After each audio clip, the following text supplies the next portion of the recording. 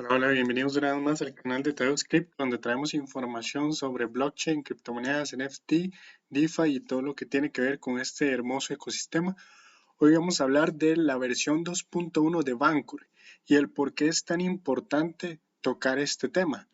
Primero, para iniciar, tenemos que ver esta noticia donde nos indican en Cointelegraph que según un reporte que se hizo, un estudio, se identificó, por ejemplo, que en uno de los DEX, que es Uniswap versión 3, el 49.5% de los proveedores de liquidez han incurrido en rendimientos negativos gracias o debido al impermanent loss o pérdidas impermanentes. Esto es o ha pasado porque la pérdida impermanente ha sido mayor que las comisiones. Okay, si vemos acá en este gráfico, podemos ver conforme pasan los pools de liquidez que la barra azul son los fees que ellos ganan por aportar liquidez y la barra roja es el impermanent loss que van teniendo. Y vemos que en la mayoría de pools de liquidez pues es mayor el impermanent loss que lo que genera en ganancias. ¿Y esto por qué? Es donde vamos a explicar las ventajas que tiene pues este nuevo protocolo, pero para entenderlo tenemos que ver primero cómo funcionan normalmente los pools de liquidez. Los pools de liquidez comienzan justamente con Bancor en el 2017, cuando, cuando ellos crean el primer AMM o creador automático de mercado, llamémoslo así, sobre la red de Ethereum y donde comienza todo este tema de el DeFi, ¿verdad? Y esto genera una innovación porque ellos lo que hacen es eliminar los libros de órdenes. Si ustedes ven un exchange centralizado, llámese Kraken, llámese Binance, llámese KuCoin, ellos trabajan como cualquier otro exchange con libros de órdenes, órdenes de venta, órdenes de compra y con ello nivelan pues para saber cuál es el precio de mercado o cuál es el precio que el mercado está dispuesto a pagar por ese activo. En este caso en los DEX o exchange descentralizados no hay un libro de orden, sino que se trabaja con pools de liquidez o piscinas de liquidez, pero trabajan de la siguiente manera. En un pool de liquidez, llámese en Uniswap, llámese en Synthetix o en cualquiera de estos DEX, en SushiSwap, en PancakeSwap, en cualquiera de estos DEX, cuando ustedes crean o aportan liquidez para un pool o para una piscina, se tiene que aportar el 50% en un activo, en este caso llamémoslo por ejemplo, el 50% en el otro activo, llamémoslo por ejemplo, DAI, un stablecoin. ¿Okay? Entonces, tenemos que aportar el 50% en cada uno de los tokens. El usuario como tal tiene que colocar eso en el pool. Por ejemplo, hagamos de cuenta para este ejemplo que el valor del Ethereum o del Ether es de $100, solo para el ejemplo. Y sabemos que el DAI es un stablecoin, lo cual va a valer $1. Entonces, ¿qué es lo que tengo que hacer yo acá? Si yo en el pool de Ethereum deposito un Ether, pues en el pool de DAI voy a necesitar depositar 100 DAI para que quede balanceado esta piscina. En base a ello, pues cuando se genere un swap de este token, cuando otro usuario venga, use la plataforma e intercambie Ether por DAI o DAI por Ether, cualquiera de los dos, va a utilizar este pool y el usuario que aportó liquidez va a tener como recompensa los fees de esa transacción, también los tokens de gobernanza, que eso sería otro tema, ¿verdad? Pero de igual manera ganaría este tipo de tokens. De esta manera es que trabajan los DEX. ¿Qué es lo que pasa? Que al implementar esto, al Uniswap y en sus inicios Bancor, al implementar esto, se dieron cuenta de que existían tres puntos negativos con ello. El primero era el impermanent loss, o es el impermanent loss. El segundo es el deslizamiento. Y el tercero es lo que se le conoce como la exposición involuntaria. Entonces, ¿qué pasa con estos tres temas? El impermanent loss, esto quiere decir que el usuario que aporte liquidez va a caer en impermanent loss cuando, por ejemplo, uno de los tokens que él aportó en el pool de liquidez tenga un cambio drástico en el precio, ya sea al alza o a la baja. ¿Por qué? Hagamos de cuenta con el ejemplo anterior. Tenemos que este usuario aportó un Ether y 100 DAI. Pero ¿qué pasa si el Ethereum sube de precio a $200? En este caso, el usuario que aportó liquidez a este pool estaría incurriendo o estaría cayendo en un impermanent loss. ¿Por qué? Porque la definición lo que dice es que si este usuario hubiera hecho hold de estas dos monedas únicamente, tendría, en el caso del pool, tendría un Ether que equivaldría a $100 y 100 DAI, o sea, en dólares tendría un total de $200 acá en dinero, llamémoslo así, pero al subir el Ether de precio, ya un Ether que ahora valdría $200 y 100 DAI, en total le darían $300 de dinero fiat. ¿Okay? Él estaría en profits, pero por haber aportado la liquidez al pool, él se mantiene con los precios de cuando ingresó este dinero al pool. O sea, él está cayendo en una pérdida impermanente. ¿Por qué impermanente? Pues porque esto no va a ser para siempre, puede hacer que el Ether vuelva a bajar a $100 y entonces él ya no está incurriendo en un impermanent loss. Pero es el punto donde muchos de los proveedores de liquidez caen porque ellos al colocar estos activos en los pools están ya de antemano avisados en que si alguna de las monedas sube, que en este caso solo sería una porque la otra es un stablecoin, eh, podría caer en un impermanent loss puesto que el valor sería mayor. De igual manera, si aquí en vez de DAI él hubiera puesto Ether contra Wrap Bitcoin, por ejemplo, y el Bitcoin sube, de igual manera caería en impermanent loss, porque si el Bitcoin que él tuviera en el pool mantendría el precio que tenía cuando él aportó liquidez. Ese sería el primer punto. El deslizamiento, ¿qué es? Que el precio del token está definido por la cantidad de activos que hay en el pool de liquidez. ¿Okay? Por eso es que se tiene que mantener siempre en un 50 y 50. Entonces, cuando ustedes hacen un swap en Uniswap, por ejemplo, o en cualquiera de estos DEX, ellos le colocan un valor que dice deslizamiento, que es cuánto está dispuesto usted a pagar de más por ese swap de token de lo que usted vio en pantalla. Por ejemplo, volvemos al mismo ejemplo de que un Ether equivale a 100 DAI.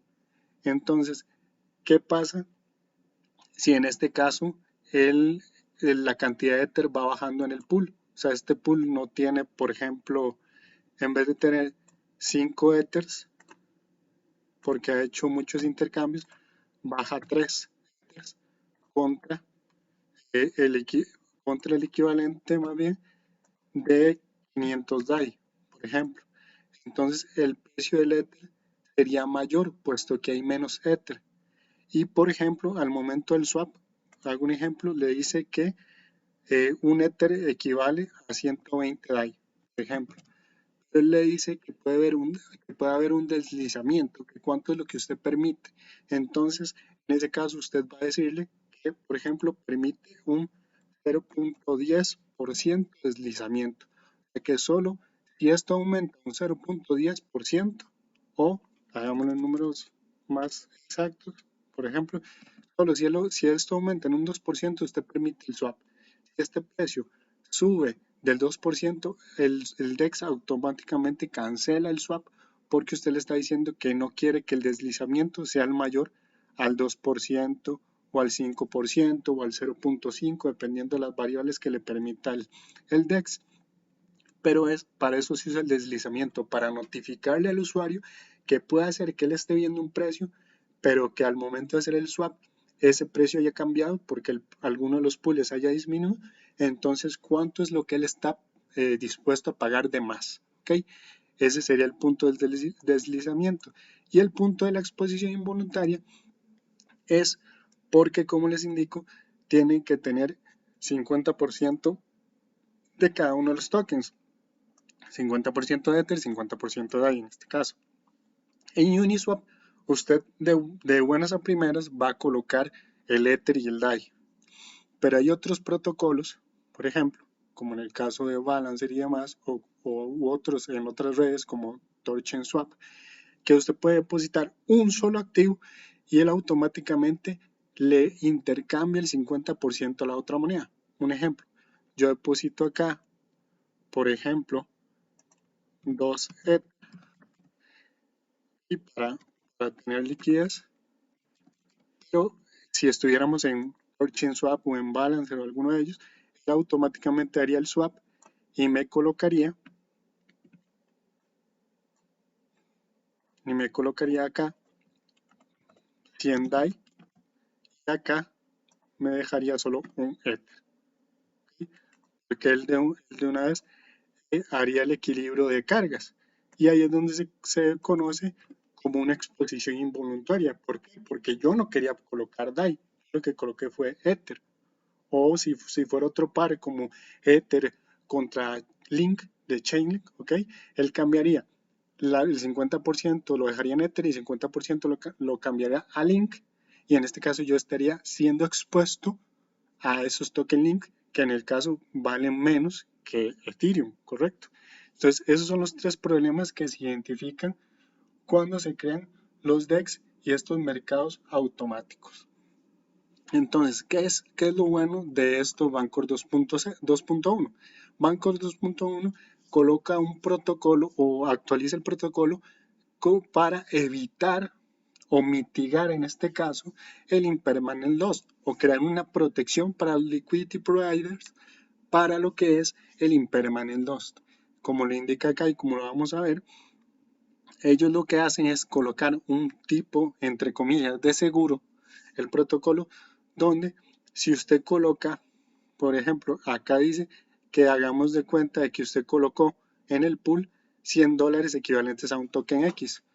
Con el seguro de Balancer, cuando usted retire esos $100 del pool, si su token subió de precio, pongámosle de ejemplo a $200 como está acá, usted va a retirar los $200 de su token para que no se vea afectado por el impermanent loss. Y estos $100 de más, ¿quién los va a cubrir? El seguro del protocolo. ¿Ok? Ahora vamos a ver cómo es que funciona. Aquí está el tema de Bancor, donde se puede tradear, o sea, hacer swap de un token a otro, o colocar de staking en los pools de liquidez para ganar comisiones. Ahora, ¿qué es lo que pasa? Bancor en el 2.1 introduce lo que es el safe staking o aportar liquidez de un solo lado, digámoslo así. ¿Ok? ¿Qué es lo que hace el usuario? Digamos, estos son los pools de liquidez de Bancor. El usuario lo que va a hacer es colocar en ese pool o hacer staking en ese pool de un solo activo. Volvemos al ejemplo. Yo voy a Bancor y hago el stake de un Ether. ¿Okay? En ese pool yo solo coloco un Ether. ¿Qué es lo que va a suceder? Yo voy a mantener el 100% de mi exposición, no voy a sufrir una exposición involuntaria, o sea, no se va a cambiar por otro token. Voy a ganar los fees de ese swap. Cuando usen ese pool, voy a ganar los tokens de recompensa por ser un LP o un proveedor de liquidez. Y voy a poder hacer también lo que se llama un interés compuesto de mis ganancias, porque yo puedo decidir, perdón, si coloco mis ganancias dentro del pool para que haga mi monto más grande y pueda seguir ganando, porque recordemos que acá en el pool yo gano dependiendo de la cantidad que yo coloque en el pool. Ahora bien, pero si es un pool de una sola cara, ¿qué va a pasar si yo tengo que compararlo versus otro token? Ahí es donde entra Bancor. Bancor va a colocar un estilo de seguro donde él se va a hacer cargo de la otra parte del pool. ¿Cómo? Va a colocar su token nativo, que es el BNT. Y él va a colocar la misma, volvemos al mismo ejemplo, el equivalente de BNT al precio del Ether. pongámosle un ejemplo. Digamos que, para hacer el ejemplo, 500 BNT son un Ether. ¿Ok? Entonces, ¿qué es lo que va a hacer? Bancor, el protocolo, va a crear, recordemos que el BNT es un token de supply elástico, él puede crear o acuñar y quemar dependiendo de la demanda del token. Entonces va a crear estos 500 BNT, los va a colocar en el pool para que se comparen o se hagan par con este Ether que yo acabo de depositar y se pueda hacer el swap.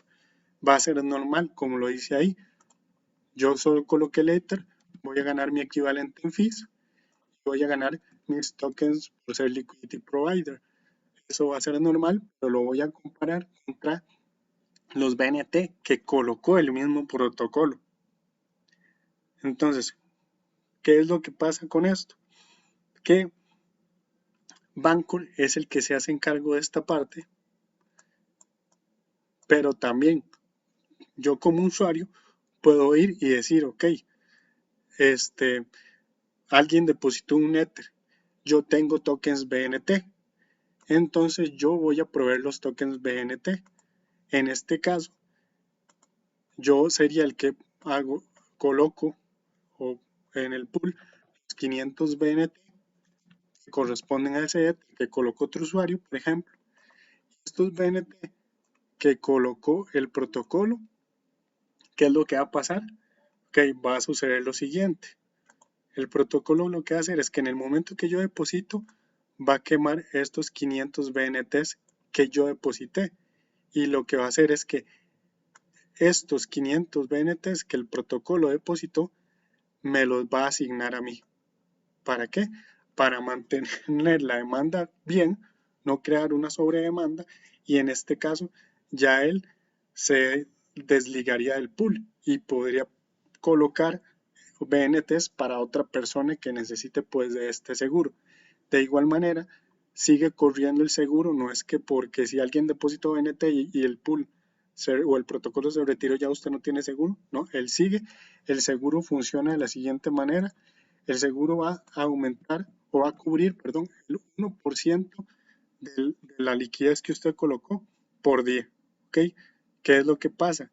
Que para cubrir el 100% del monto que usted colocó en el pool o que yo coloqué en el pool, voy a necesitar de 100 días. ¿Qué quiere decir esto? Yo voy a necesitar mantenerme en el pool de liquidez mínimo por 100 días si quiero que ese seguro me proteja completamente contra el impermanent loss. ¿Qué pasa si yo me retiro a los 60 días? Pues solo me va a cubrir el 60%. Si me retiro a los 50 días, solo me va a cubrir el 50%.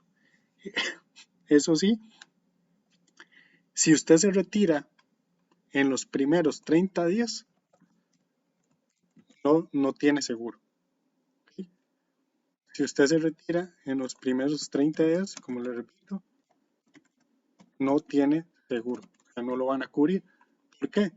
Esto para evitar que personas, que ya sabemos que hay muchas personas que tratan de aprovecharse de todas las oportunidades, esto es para evitar que personas entren, dejen su depósito por 5 días, 10 días y traten de sacar esto, el dinero del pool, y que el protocolo ya le haya pagado un seguro por los 100 días.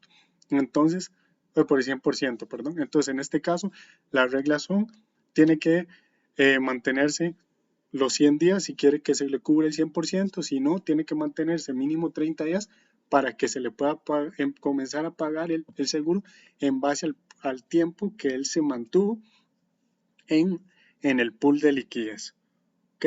Pero esto es una ventaja porque usted sabe que si el caso, el precio subiera mucho o si el precio se desplomara, usted siempre va a tener tokens BNT que le van a cubrir esta pérdida permanente. ¿Por qué?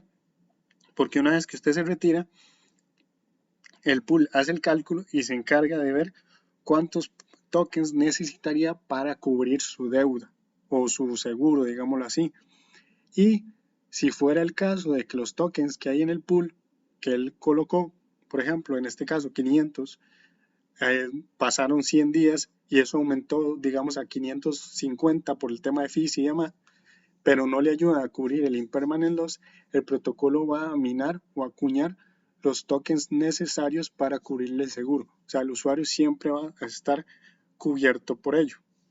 ¿Okay? Así es como funciona el tema de la versión 2.1. Ahora, ¿qué es lo que vamos a ver?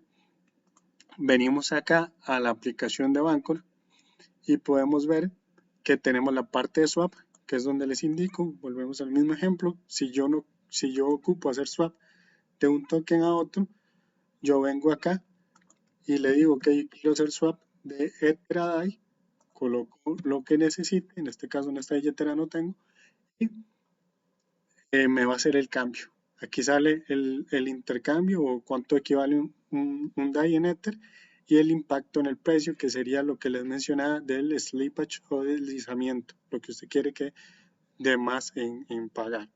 Pero ¿qué es lo que sucede? Que yo también puedo aportar liquidez, como hablábamos. En el tema de los pools, vemos acá que todos los pools están comparados contra el BNT y vemos que al inicio tiene como este escudo.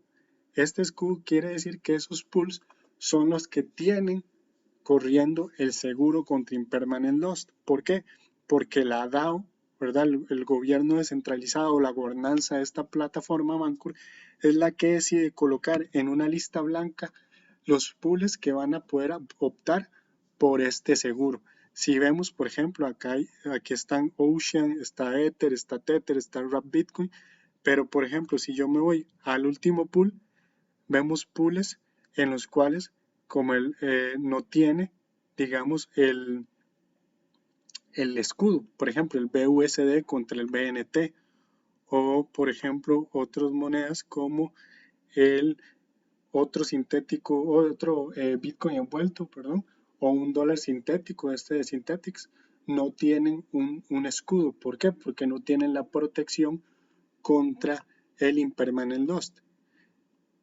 ¿Qué es lo que sucede? Acá, por ejemplo, nos vamos al inicio, tenemos el pool de liquidez, donde dice cuánta liquidez hay, el volumen, los fees, si tiene los rewards activos, que este es el token de gobernanza, y vemos el APR. Si yo en este pool aporto Ether, voy a tener un 4.5% de APR sobre ese monto que yo coloqué. Si yo coloco BNT, voy a tener un 48.06. Si ven, están incentivando más en algunos casos, porque en Engine están parecidos, pero en algunos casos está incentivando un poquito más el colocar liquidez en base a tokens BNT. Pero acá el usuario puede decir en dónde quiere colocarlos.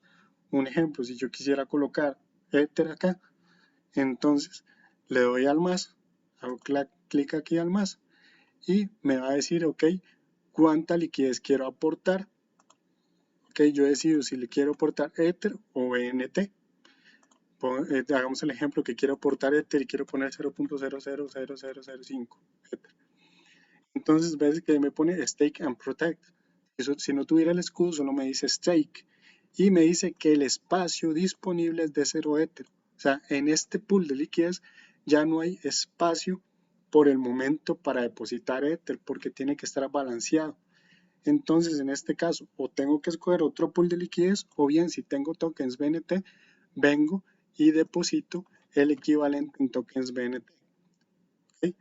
Pero si ven acá, es la manera, digámoslo así, de cómo hacer el depósito y de cómo pues colocar liquidez en cualquiera de estos pools. Por ejemplo, Wrap Bitcoin, si tuviera Bitcoin acá envuelto, o colocar cuánto Bitcoin deseo aportar a este pool de liquidez. ¿Ok? ¿Y qué es lo que sucede? Una vez que aporto, genero la transacción y demás, voy a poder verlo de esta manera, donde voy a tener la lista de los pools de liquidez en los cuales aporté liquidez, valga la redundancia, va a decir cuánto es lo que está protegido en este caso. En el ejemplo, esta persona aportó token link, por $19, entonces le dice que está protegido completamente los $19, ¿ok? Le dice cuánto es el APR diario, cuánto es el APR semanal, demás. Le dice cuándo empezó la protección, porque acordemos que mínimo tiene que ser 30 días y tiene que esperar 100 días para que lo proteja completamente. Y aquí está la barra donde va a ir pasando el tiempo y le va a decir cuánto le va a proteger.